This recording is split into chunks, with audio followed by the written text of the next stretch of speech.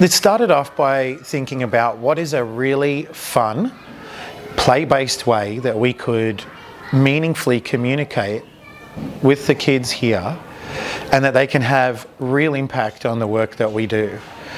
It's like threading a needle. I think that every child has a unique perspective and they take the conversation in a different direction sometimes, and you just have to work with them to get to some of the outcomes you're needing to work towards, but they take the lead and I follow. So what is the Voice Collection and why are we doing it? Well, the Voice Collection is one of the many ways that we really centre and incorporate community voice and priorities into the work that we do. This is one way that we get to have some really deep chats and yarns to community about what's important to them, what their priorities are, and what they'd like to see in the future of their community. It's not about asking them how they should be brought up. It's about asking them like their perspective of things that they love, they want to see. Do you know what I mean? So the adults in the community can help with that, and with this collective impact we can do better. I don't know, do better for them, for their future.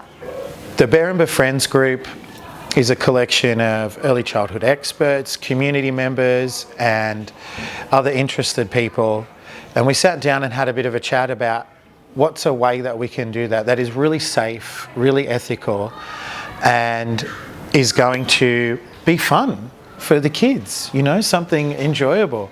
Initially, the puppet gets to use the future machine, so he's modelling the process for them, and then they're having their turn with it as well. So it's just about making the process more natural.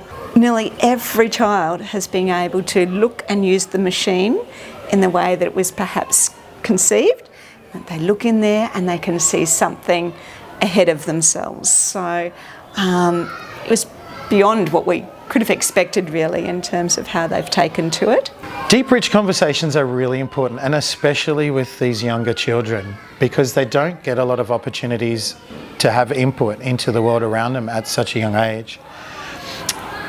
I think one of the strengths of this approach has been that because we use Miss Kerry, who is extremely trusted and well loved by the children here, that she's able to have those conversations and draw out of them stuff that we just wouldn't be able to get in other settings, in other ways. Language has been a big part of the Early Years Network's philosophy, because a lot of children these days, I find, they're not being spoken to. Like, parents aren't having conversations with children. They're sitting on tablets or they're doing other things, do you know what I mean? And there's no conversations. But when you actually pay attention, you can see like their eyes light up, you can see them thinking, you can see that they feel important, which is great because everybody wants to feel important and heard. Sometimes they'll talk about the obstacles that might get in the way, and then we can talk about their community. Are they going to be continuing to live in that community? What's going well in that community for them? Yeah.